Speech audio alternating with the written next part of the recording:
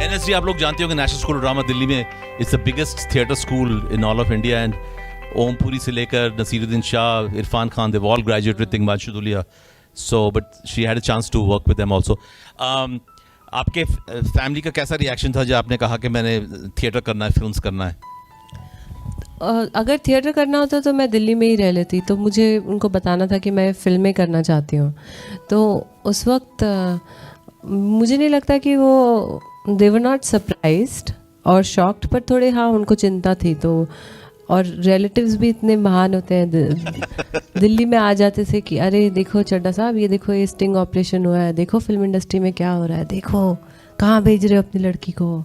ऐसे काफ़ी सारे वाक़ये हुए जहाँ मेरी एक्सटेंडेड फैमिली ने बोला फैमिली को कि इसको मत भेजो अकेली, बेचारी ये वो पर मैं किसी तरह आ गई बॉम्बे।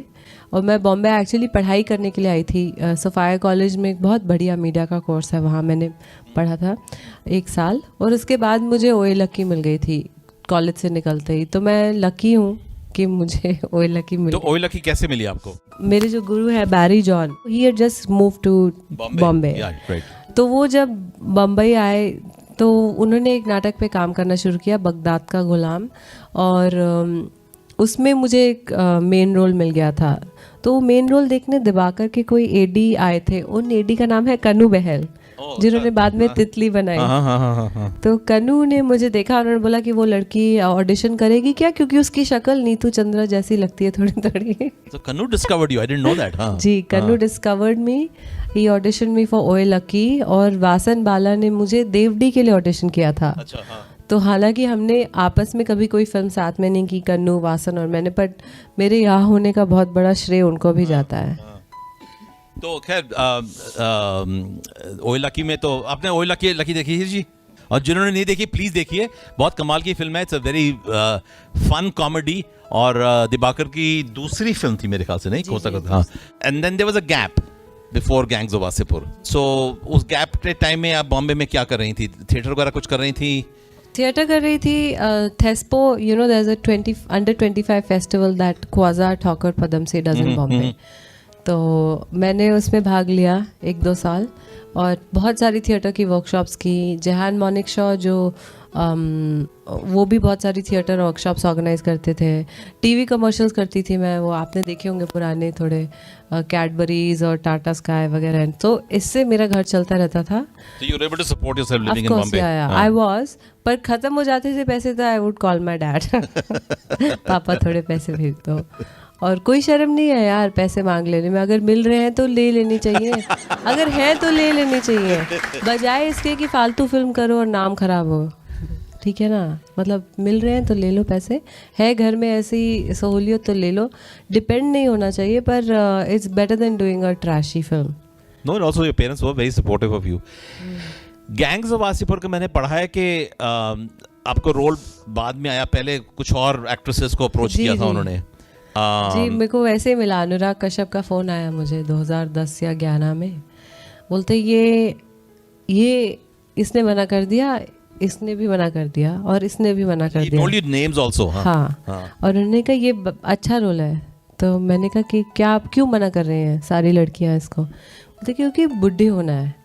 तो मैंने कहा मुझे अकेले को बुढ़े होना है? तो बोलते नहीं, अगर कहानी आगे जाएगी 30-40 साल तो सब बूढ़े होंगे। तो मैंने कहा इसमें क्या है, फिर कर लेते। तो बट हाँ, I can understand in retrospect कितनी सारी औरतों ने मना क्यों किया, क्योंकि बहुत टाइप कास्टिंग हो जाती है, पर मुझे मिल गया और I really milked it. I thought that role was very nice. It's the, in fact, Gangs of Wasipur में इतने सारे characters हैं. I think her role is absolutely the best, really. And मैंने उससे पहले ओए लकी देखी थी, but I have to admit कि उस वक्त मैं भूल गया था कि ऋचा चड्ढा कौन है. तो I discovered her watching Gangs of Wasipur. और गैंग्स ऑफ वासेपुर मुझे बहुत इतनी पसंद आई, पर जब फिल्म खत्म हुई, जब इनकी फोटो देखने लगा, I said my God she is so young, I had no idea, I thought you were at least in your 40s or 50s or something like that. I think that's why the other actresses said no, because everybody assumes that you're older if you start out playing a part like that.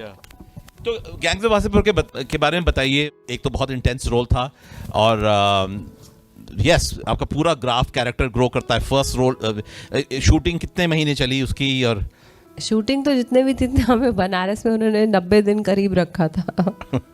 मुझे लगता है ये अनुराग कश्यप का स्वार्थ होगा, क्योंकि उनके माँ बाप बनारस में रहते हैं और उनकी मम्मी उनके लिए खाना भेजती थी. अच्छा. जो वो किसी को नहीं देते थे. तो मुझे लगता है इसलिए उन्होंने पूरी फिल्म की शूटिंग वहाँ शिफ्ट कर दी. पर इन रेट्रोस्पेक्ट मुझे बहुत अच्छा लगा. बस बनारस बहुत ख़ास शहर है और मज़े आए. मतलब वहाँ काफ़ी दिन रहने को मिला. पर जो आपके जो कैरेक्टर का जो था क्रोनोलॉजिकली हुआ कि like how you know when you grow older and older?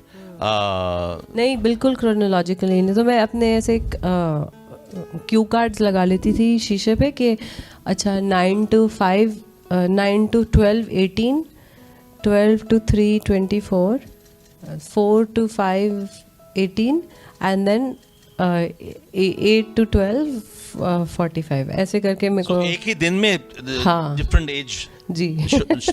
सो तो वो जो मेहंदी कलर है और उसमें जो डार्क सर्कल्स हैं वो सब सीजी में किया है गैंग्स ऑफ वासेपुर. अच्छा. हाँ.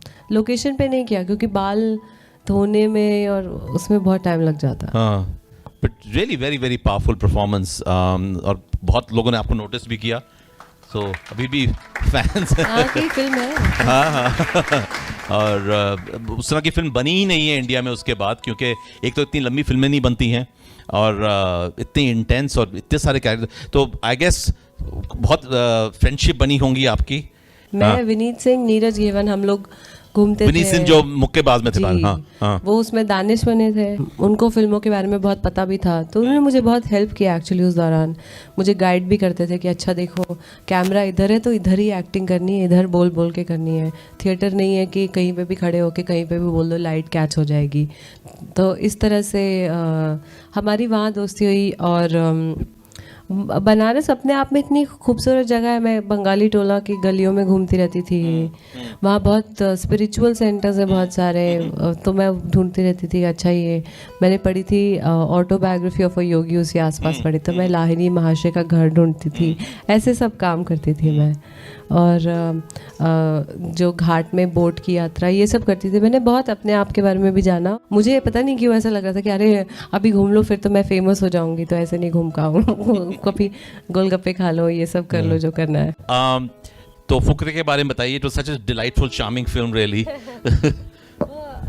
फुकरे बहुत मज़ेदार फिल्म है. यंग और हैप्पी फिल्म थी. और मैं सच बोलूँ तो गैंग्स के बाद मुझे फुकरे में आके बहुत अच्छा लगा. तभी मेरी दोस्ती वहाँ हो गई. मुझे लगा कि मतलब हम उम्र लोग हैं तो हमने बहुत मज़े किए. दिल्ली में शूटिंग थी, चांदनी चौक में शूटिंग थी.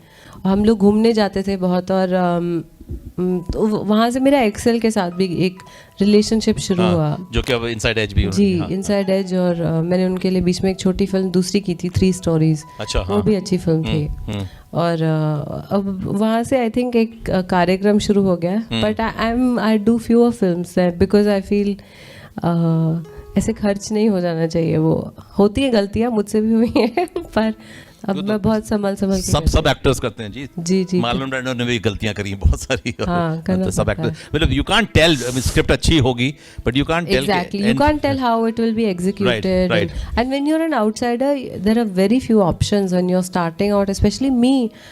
I think I'm a miracle because I've never done a conventional role. सारे रोल थोड़े से अजीब हैं.